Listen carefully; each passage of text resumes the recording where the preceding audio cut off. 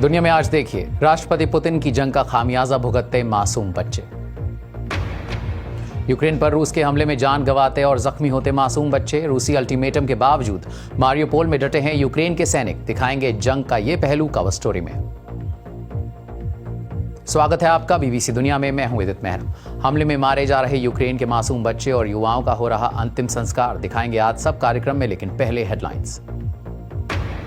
रूस की एक अदालत ने फेसबुक और इंस्टाग्राम पर लगाया प्रतिबंध। उनकी गतिविधियों को बताया चरमपंथी। हालांकि मॉस्को की अदालत के इस फैसले से व्हाट्सएप पर नहीं होगा कोई असर।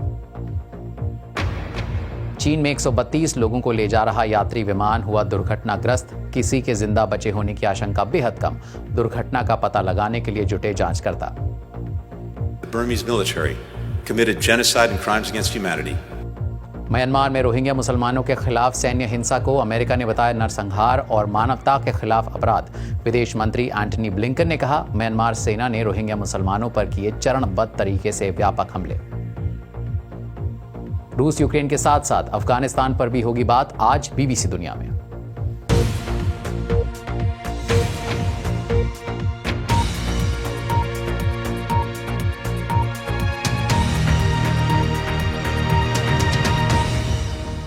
जैसा कि हर जंग में होता है, रूस यूक्रेन युद्ध में भी लड़ाई का सबसे ज्यादा खामियाजा आम लोगों को भुगतना पड़ रहा है। लेकिन रूस के हमले रुकने का नाम नहीं ले रहे हैं और यूक्रेन ने भी हथियार डालने से मना कर दिया है। कवर स्टोरी में आज इन सब खबरों की बात।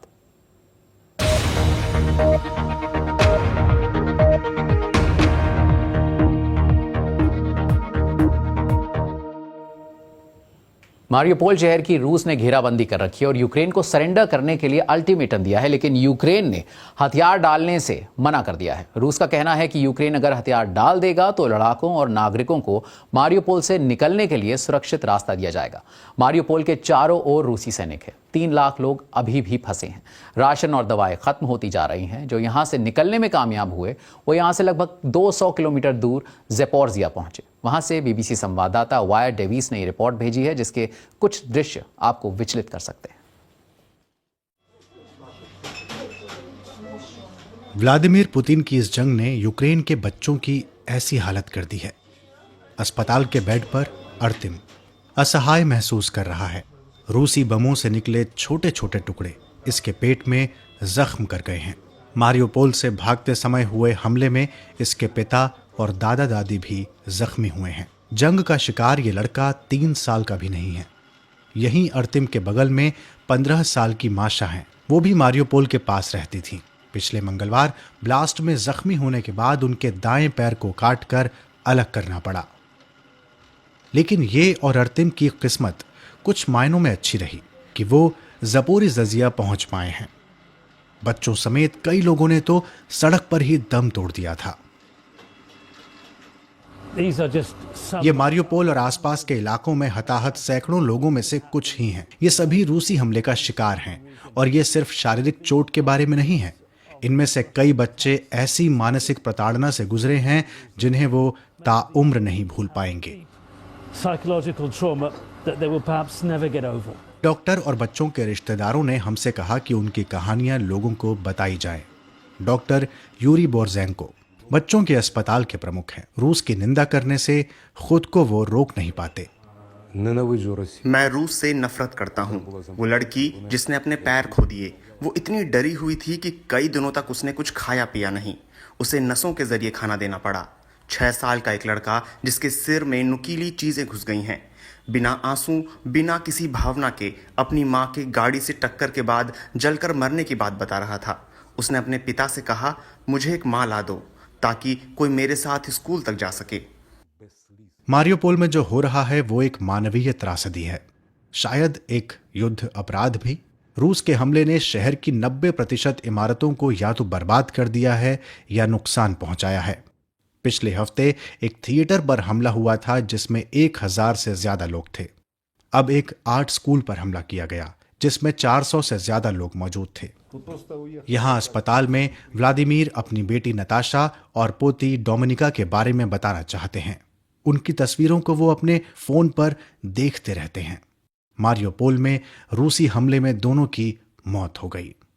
Я подбегаю к Доминичке, кричу. मैं अपनी पोती के पास भागा। मैं डोमिनिका डोमिनिका चिल्ला रहा था, लेकिन वो वहाँ पड़ी थी। इसके बाद मैं नताशा के पास भागा। उसके पैरों पर पट्टी करने के लिए हाथ में एक स्कार्फ लेकर उसकी ओर दौड़ा। Ноги перевязываю ей. व्लादिमीर की दूसरी बेटी अभी भी गंभीर हालत में है। उन्हें पता है कि उन्हें मजबूत बने रहना है।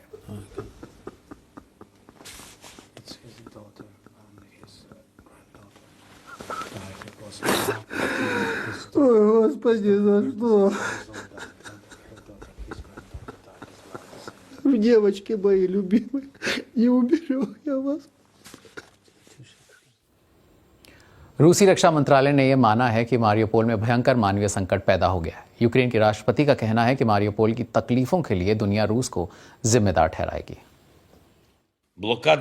मारियोपोल की घेराबंदी इतिहास में युद्ध अपराध की फहरिस्त में दर्ज होगी। कब्जा करने वालों ने जो इस शांत शहर के साथ किया है वो बेहद खौफनाक है, जिसे सदियों तक भुलाया नहीं जाएगा। और यूक्रेन के लोग इस बारे में जितनी बात करेंगे उतना ही ज्यादा समर्थन हमें हासिल होगा। रूस हम पर जितना अत्याचार करेगा उसे उतना ही ज्यादा खामियाजा भुगतना होगा। यूक्रेन के दूसरे शहरों में भी हमले जारी हैं। अधिकारियों का कहना है कि कीव में बीती रात एक शॉपिंग सेंटर और कई घरों को निशाना बनाया गया, जिसमें कम से कम 8 लोग मारे गए। राहत और बचाव कर्मी मलबे में दबे लोगों को निकालने की कोशिश कर रहे हैं। कीव के मेयर ने शहर में आज रात से बुधवार सुबह तक के लिए कर्फ्यू लगा दिया है। ब्रिटेन के रक्षा मंत्रालय का कहना है कि शहर की ओर बढ़ रहे अधिकतर रूसी सैनिक अभी भी लगभग 25 किलोमीटर दूर हैं। रूस के आक्रमण की शुरुआत से अब तक यूक्रेन के कई सैनिक और आम लोग मारे जा चुके हैं, जिन्हें सम्मान के साथ दफनाने की कोशिशें की जा रही हैं। राजधानी कीव से बीबीसी संवाददाता जेरेमी बोवेन की ये रिपोर्ट। कीव शहर के मुख्य कब्रिस्तान में गूंजती ये आवाज यूक्रेनी एयर डिफेंस मिसाइल की है। जो दफन है उन्हें भी अब शांति नसीब नहीं। बमबारियों ने आसपास के पेड़ों को गिरा दिया है। कब्रों पर दरारें आ गई हैं। अलेक्जेंडर ब्रॉन एक आर्मी वॉलंटियर थे। 5 दिनों पहले रूस के हमले में मारे गए, अपने 27वें जन्मदिन से ठीक पहले। अलेक्जेंडर को जानने वाला शायद यहाँ कोई भी नहीं है, न गार्ड ऑफ ऑनर, न ही सेना की वर्दी में पादरी। उनकी यूनिट से केवल उनके एक कमांडर यहाँ मौजूद थे, वो भी वर्दी में, वापस फ्रंट लाइन पर जाने को तैयार। उन्होंने कहा कि उन्हें ही अलेक्जेंडर को सम्मानित करना होगा क्योंकि उनका परिवार यहाँ नहीं है। अलेक्जेंडर के पिता रूसी सैनिकों से घिरे शहर मारियोपोल में हैं। उन तक खबर नहीं पहुंचाई जा सकी कि उनका बेटा अब इस दुनिया में नहीं रहा। जंग से पहले अलेक्जेंडर एक जादूगर थे, बच्चों का मनोरंजन करते थे। पास ही यहाँ पर उन लोगों की कब्र है जिनकी मौत साल 2014 से रूस समर्थित अलगाववादियों से लड़ते हुए हुई है। लेकिन इन मौतों ने अब तक यूक्रेनियों के लड़ने के जज्बे को नहीं तोड़ा है। शहर में बीते कुछ दिनों से शांति है, लेकिन जानकारों को डर है कि रूस कीव पर दोबारा हमले की तैयारी में है। वो फिर से अपनी ताकत जुटा रहा है, सप्लाई शुरू कर रहा है और कुछ अलग करने के लिए खुद को पुनर्गठित करने की कोशिश कर रहा है। यहां शोर नहीं होने का मतलब शांति या युद्ध विराम नहीं है। संत वोल्दोमीर के इस चर्च की प्रार्थनाओं में लोगों का दर्द छिपा है। धार्मिक यूक्रेनियों के पास प्रार्थना करने की कई वजहें हैं। युद्ध, अलग हो चुके परिवार और विस्थापन। रूस अब इस शहर के लिए योजनाएं बना रहा है, शहर जो उनके इतिहास का भी हिस्सा है। लेकिन चुनौतियां अभी बाकी हैं। और बीबीसी दुनिया में वक्त है एक ब्रेक का। ब्रेक के बाद देखिए, चीन में 132 यात्रियों को ले जा रहा विमान दुर्घटनाग्रस्त।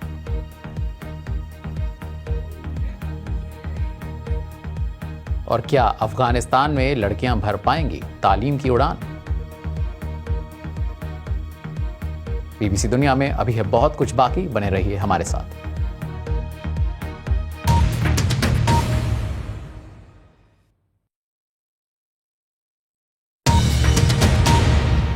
आप देख रहे हैं बीबीसी दुनिया में हूं विदित मेहरा। चीन में एक यात्री विमान जिसमें 132 लोग सवार थे वो दुर्घटनाग्रस्त हो गया है। डर है कि शायद ही इन लोगों में से कोई जीवित बचा हो। फ्लाइट MU5735 ने दक्षिण पश्चिमी चीन के कुनमिंग से ग्वांगझो के लिए उड़ान भरी थी, लेकिन विमान ऊंचाई से गिरने लगा और पहाड़ी इलाके में दुर्घटनाग्रस्त हो गया। फ्लाइट ट्रैकर से मिले डेटा के मुताबिक विमान केवल 3 मिनट में कई हजार मीटर नीचे गिर गया। यह विमान ईस्टर्न एयरलाइंस का बोइंग 737 था जो 7 साल पुराना था। एयरलाइंस ने अपने सभी बोइंग 737 विमानों की उड़ानें रोक दी हैं। दुर्घटना के संभावित कारण के बारे में भी कोई बयान नहीं आया है। एक शख्स ने स्थानीय न्यूज़ चैनल को बताया कि विमान पूरी तरह से टूट गया था। अब जांच करने वाली टीम ये पता करने की कोशिश कर रही है कि आखिर हुआ क्या था।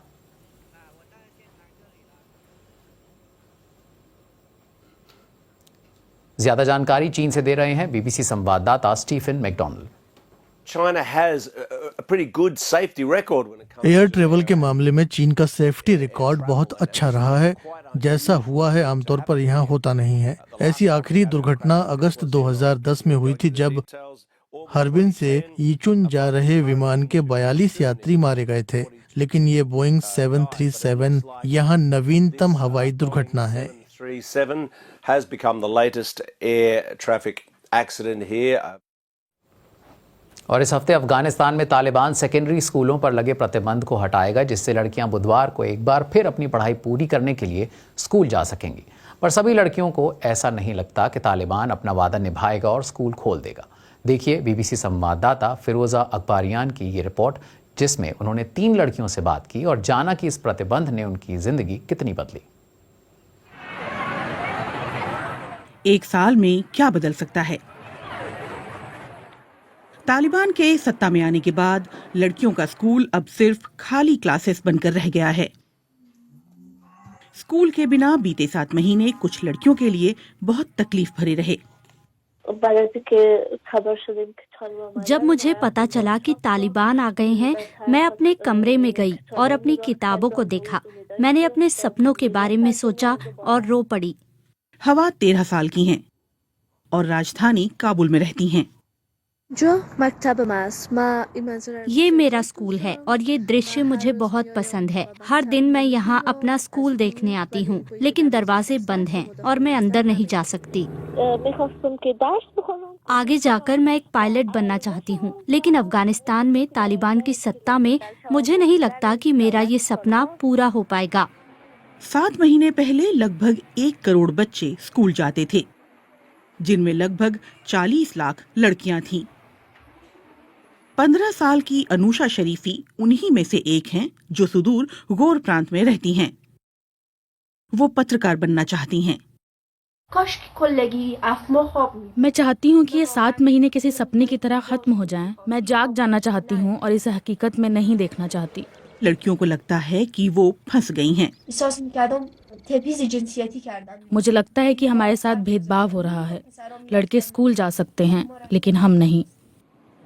तालिबान ने वादा किया था कि सभी लड़कियां अगले शैक्षिक सत्र में 23 मार्च से स्कूल जा सकेंगी। उन्होंने कहा कि लड़कों के लिए पुरुष शिक्षक जबकि लड़कियों के लिए महिलाएं या बुजुर्ग पुरुष शिक्षक होंगे और स्कूल अलग अलग होंगे। लेकिन जिन लड़कियों से हमने बात की वो इससे सहमत नहीं हैं। उन्हें लगता है कि उनके लिए स्कूल हमेशा के लिए बदल जाएंगे। सनाज आगे जाकर डिजाइनर बनना चाहती हैं। ये साल उनकी स्कूली जिंदगी का आखिरी अध्याय होगा।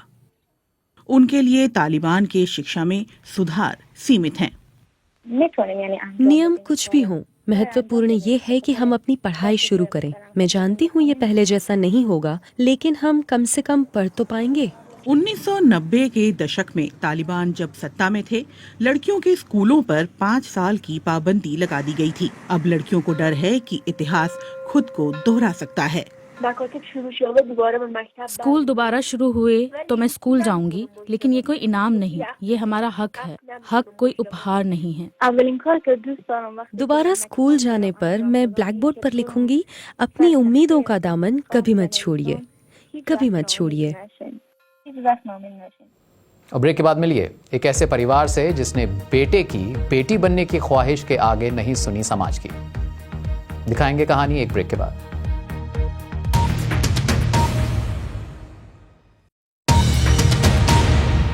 आप देख रहे हैं बीबीसी दुनिया में, हूं विदित मेहरा। और अब मिलिए निशा से, जो हमेशा से निशा नहीं थी। माँ बाप उन्हें बेटा ही समझते रहे, लेकिन निशा को कुछ और ही महसूस हो रहा था।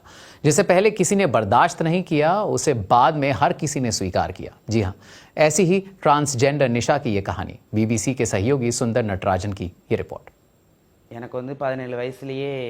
मेरा नाम निशा है और मैं एक ट्रांसजेंडर हूँ। 17 साल में जब मैं पढ़ाई कर रही थी, तब मुझे अपना जेंडर बदलने की इच्छा हुई। मैं हमेशा लड़कियों के साथ रहती थी, उन्हीं के साथ मेरा मन लगता था। इसी दौरान मुझे लंबे बाल रखने, नाक और कान छिदवाने और वैसी दूसरी चीजें करने का मन हुआ जो लड़कियां करती हैं।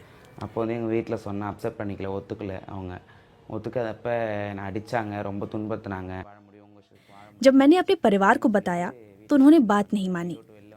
उन्होंने मुझे मारा, मुझ पर अत्याचार किए। मैंने ये कहते हुए घर छोड़ दिया कि मैं जिंदगी अपने मुताबिक जीऊंगी, उनके हिसाब से नहीं। मैं कुड्डालोर चली गई, ट्रांसजेंडरों के एक समूह के साथ। लेकिन मेरी माँ को मेरी कमी इतनी खली कि उन्होंने 10 दिनों के अंदर ही मुझे वापस बुला लिया। फिर मैंने अपनी माँ से सर्जरी करवाकर सेक्स चेंज की बात कही, लेकिन उनके पास पैसे नहीं थे, तो उन्होंने मुझे 2 महीने इंतजार करने के लिए कहा। मुझे कुड्डालोर में एक ट्रांसजेंडर ने गोद ले लिया। 1 साल तक उन्होंने मेरा ध्यान रखा, और जब मैं ऑपरेशन थिएटर में पहुंची तो फिर मैंने अपनी बायोलॉजिकल माँ को फोन लगाया और सेक्स बदलने के बारे में बताया। उन्होंने मुझे सेहत का ख्याल रखने के लिए कहा। अब सर्जरी के बाद मैं अपने माता पिता के साथ रह रही हूँ। वो मेरा ख्याल रखते हैं। फर्क इतना है कि पहले वो एक लड़के की तरह ख्याल रखती थी और अब एक लड़की की तरह। 17 साल की उम्र तक वो लड़का था, उसके बाद एक ट्रांसजेंडर बन गया। हमने उसे मना किया, लेकिन वो नहीं माना। हमने उसे मारा पीटा, लेकिन उसने फिर भी नहीं सुना। उसने कहा कि वो ऐसा ही है और उसे अकेला छोड़ दिया जाए। अगर लड़के ट्रांसजेंडर बन जाते हैं तो माता पिता उन्हें अकेला छोड़ देते हैं। अपने बच्चे के अनुभव से मुझे पता चला कि इसके जैसे कितने सारे बच्चे हैं। 17 साल की उम्र में अगर एक लड़के को लगता है कि उसे लड़की बनना है तो ये भगवान की मर्जी है। अब हम अपनी बेटी की देखभाल कर रहे हैं। तो इस तरह तोड़ी निशा ने सामाजिक बेड़ियां, जिसमें परिवार ने दिया निशा का साथ। तो कार्यक्रम में आज बस इतना ही। कार्यक्रम से जुड़े किसी भी टॉपिक पर आप मुझे ट्वीट कर सकते हैं। मेरा ट्विटर हैंडल है @bbcwithit।